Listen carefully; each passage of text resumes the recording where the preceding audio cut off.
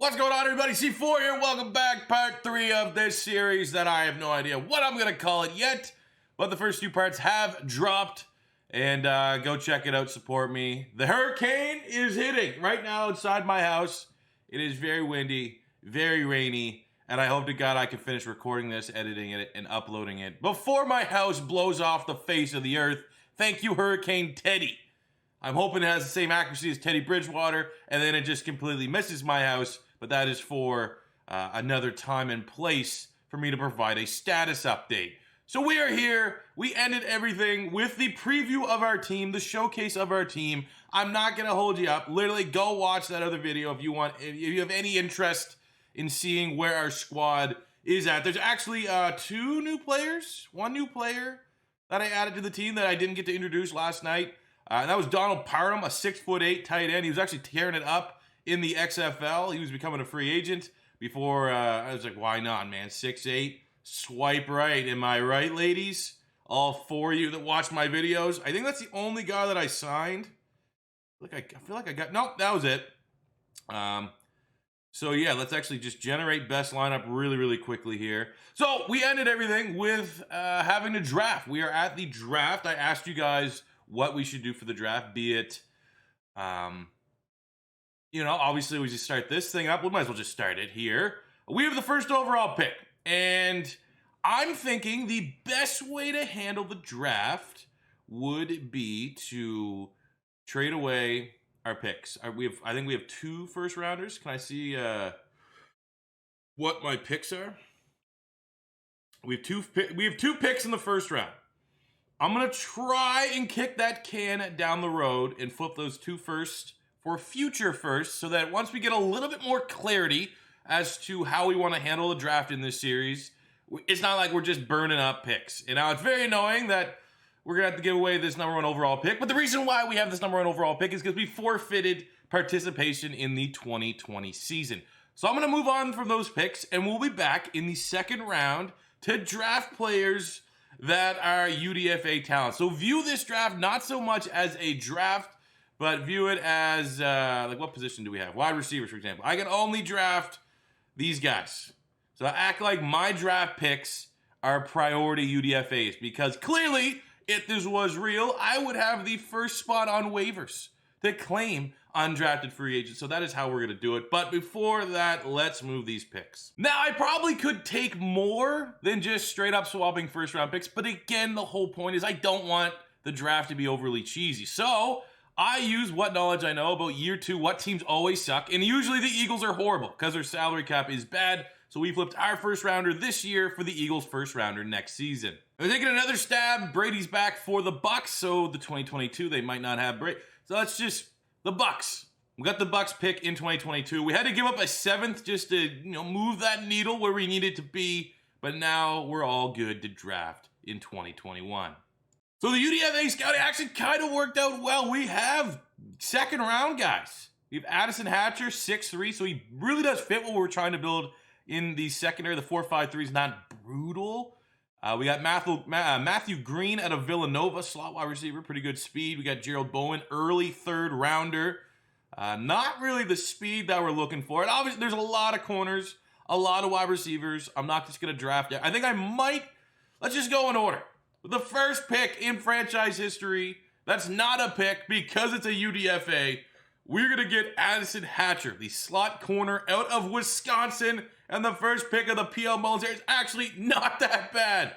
62 in true value, getting him at 33. So just knowing we got the 62nd best player in the draft for nothing feels pretty good. All right, let's grab this wide receiver, Matty Green. Number 58 in true value, 69 overall, 92 speed, 92 acceleration. The catching is good. The short route running is solid. The agility is on point. He's a solid player. Hell of a solid player. Might be able to come in, compete with Greg Dortch for the starting slot position.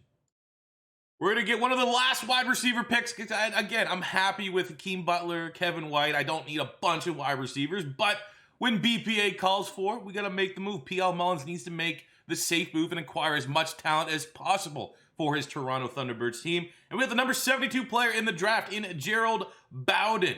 Wonder if he's related to Lynn. Speed is not great. We're going to be honest. Speed is not great. The catching is solid. Change of direction is pretty good. 93 kick return ability. Okay. Much like Lynn Bowden, maybe a special teams ace. So just have one undersized corner on the roster. We got Peter Bryan, 5'11", 210. I'm already kind of thinking maybe move this guy to safety, be one of our safeties. Athletically, he's okay. He can tackle. His hit, I don't know. He's kind of a tough player to project, but a top 100 player, again, for the Thunderbirds. All right, let's grab a DN here. Trevor Tate. Hopefully he's related to Terrible T, Terry Tate, office linebacker. 162, 65 overall, normal dev. Is a scheme fit. Got some good burst off the line of scrimmage. 87 acceleration. Finesse move is not really that bad either.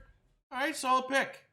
All right, we're going to continue to build on the defense. Outside linebacker Emmanuel Burnett out of Florida. Florida Gator bias running through here. 63 overall, 224. Not the greatest of pick, but, you know, actually, stats don't really look that bad. Great athlete. Finesse, pursuit, tackle. Looks like a versatile chess piece on the defense. The only lineman that was a UDFA with a draftable grade, Dalton Hawley out of Ohio State. 35 reps on the bench press, 64 overall guard. Comes in already as a scheme fit, 88 strength, 84 impact block. Cool. Might actually have a chance at starting. Now, I said I might not draft another wide receiver. The fact that we got a 6'1 guy, top 3 wide receiver for the 40-yard dash, and his name's Trey Truck. Nope. That's an awesome name. I want him on my team. Oh, yes! Trey Truck, 66, hidden dev, 148 in true value. Oh, yes, sir. All name. 93 speed, 93 acceleration. Oh, yeah. Trey Truck, welcome to the team. PL Mullins is ready to take you under his wing.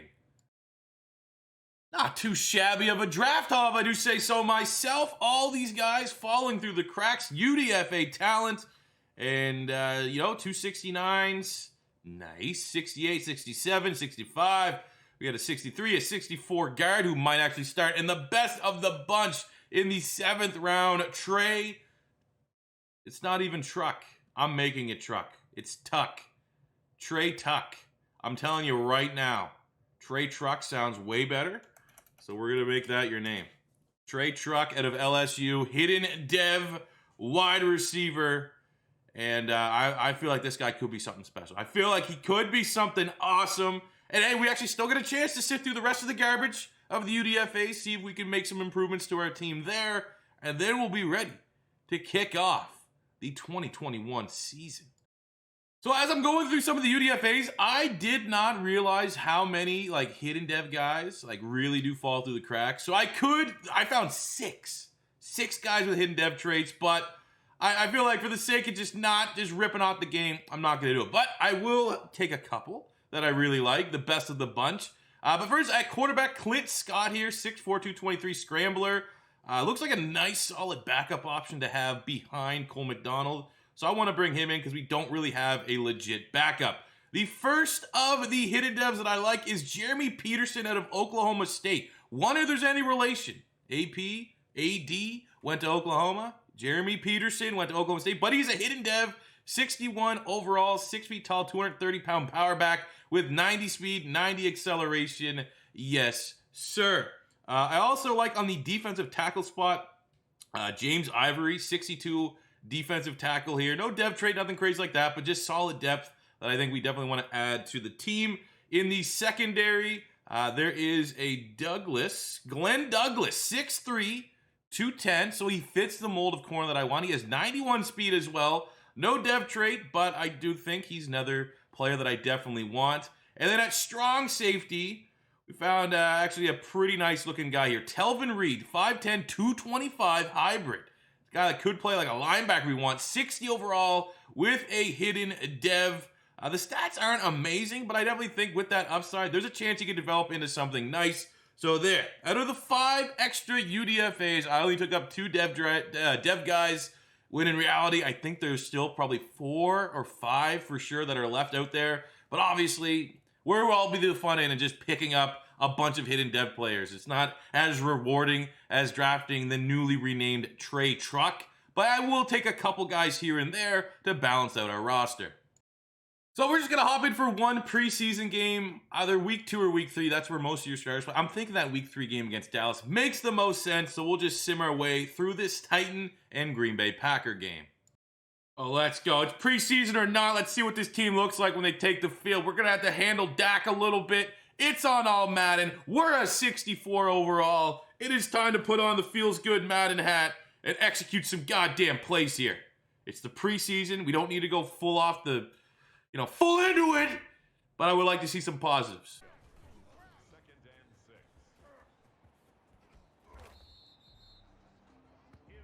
It's going to be a long year. A little too easy there. A little too easy.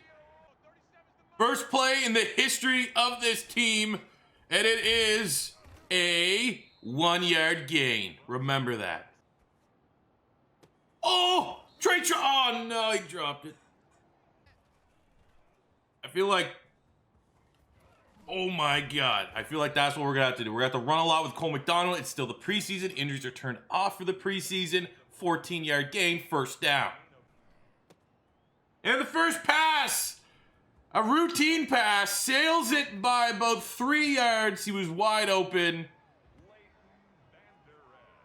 Okay. That's terrible. Trying to respond after the pick 6, and Rex Steiner just got destroyed by Jalen Smith. All right, just about ready to get to the regular season.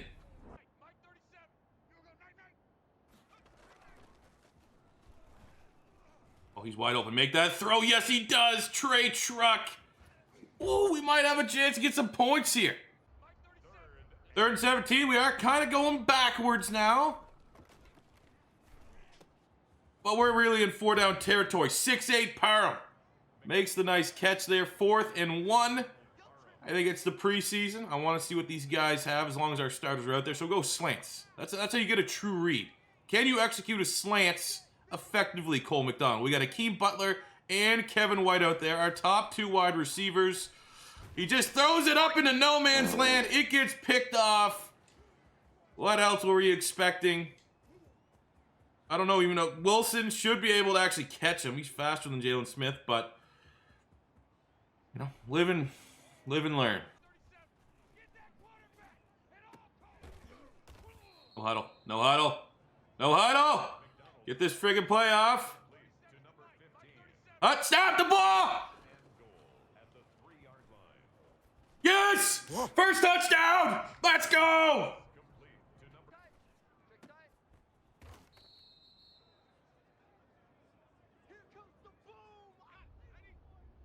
Backups are in. Let's see what they got. Maybe not all necessarily backups because Greg Dortch is a guy that could be in contention for a starting spot. So we're across our body into the end zone. That's usually not good, but it could have been a PI. Personal foul, roughing the passer, automatic new set of downs. Hey, Jordan Scarlett, Florida Gator gets in. At least we could score touchdowns and all, man. I literally thought we would get 0 points.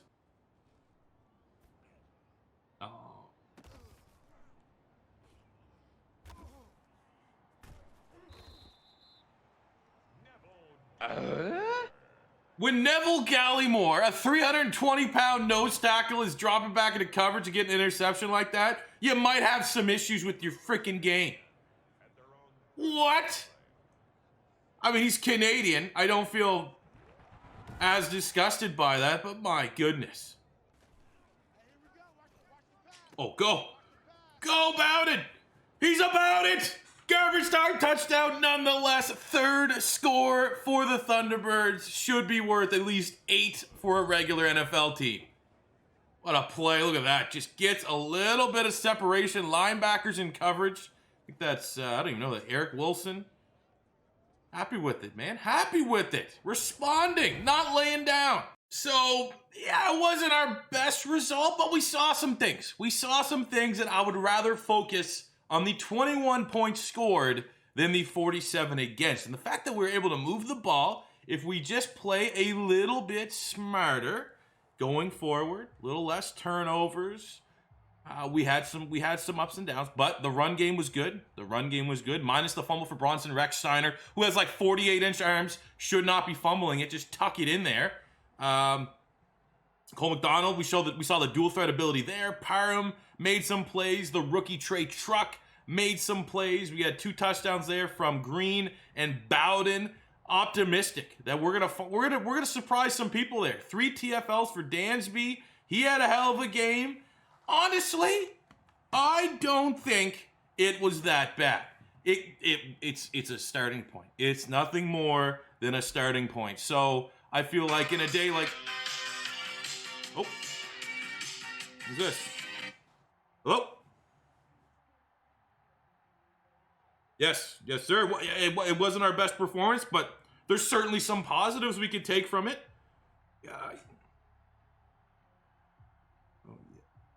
I mean, hey, it's your investment. It's your investment. It's your money. I think, given all the limitations that we had, given the state of the world, I think we're doing an okay job.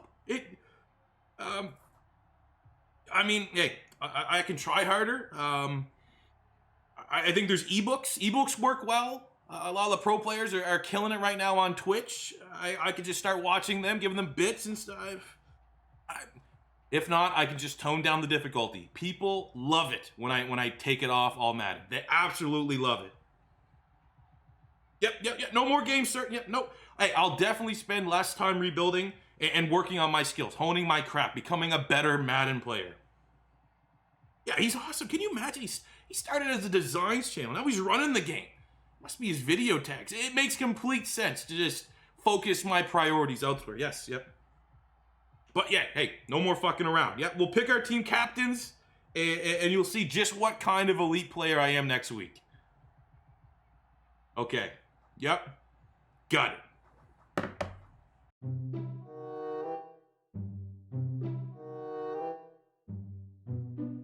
See you tomorrow.